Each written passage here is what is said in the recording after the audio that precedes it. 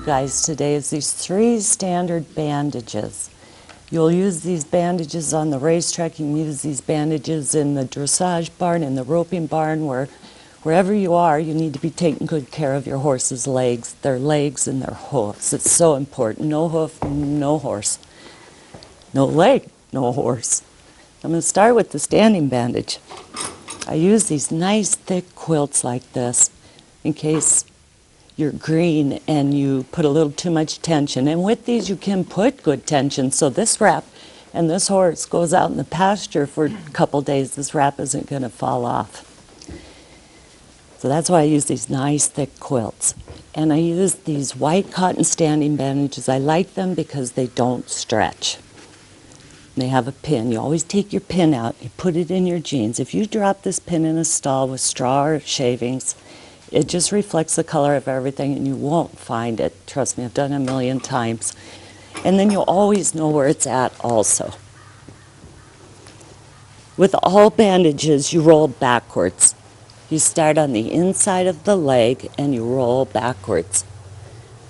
You don't want the end of your quilt to come around this tendon like this. No, you want the end right in the middle of the inside of the leg.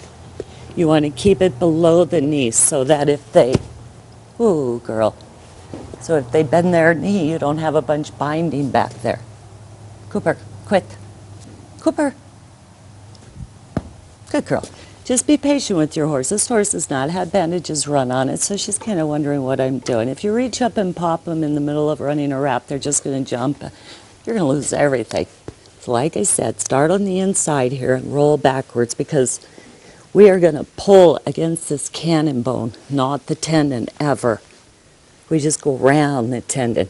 Keep everything nice and neat and level so it looks real pretty. When you roll your standing bandage, the same thing. You start on the inside of the leg here. See how I have a hold of that quilt with my thumb? And then I have a hold of the end of the bandage with my other fingers. Okay, I'm going to go backwards here. And where I take my tension is not around that tendon ever. It's always against that cannon bone. And it's usually just 1, 2, 3 down. Leave an inch of quilt showing. Keep it nice and straight as you come around.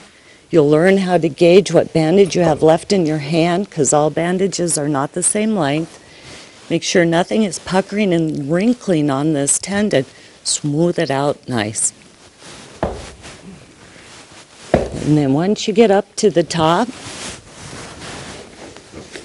and you get to the end of your bandage, if it's a little too long, you don't want to pin it on the inside or the front. We're going to pin it on the outside. That is the only place you're going to put your pin. If it was too long, I would bend it over like this, and then I would make my fold. But it's not too long. It's actually just the right length, so I'm going to fold it here. Smooth these out. No wrinkles, remember, on your tendon. Come around. And see how nice that is to have your pin right there. You don't have to look for it. We run the pin down, not backwards, not upwards, because it's way harder for them to get a hold of this and try to chew it off if it's down like this. If it's up and they open it, they're going to poke themselves with it. There you go. Beautiful standing wrap.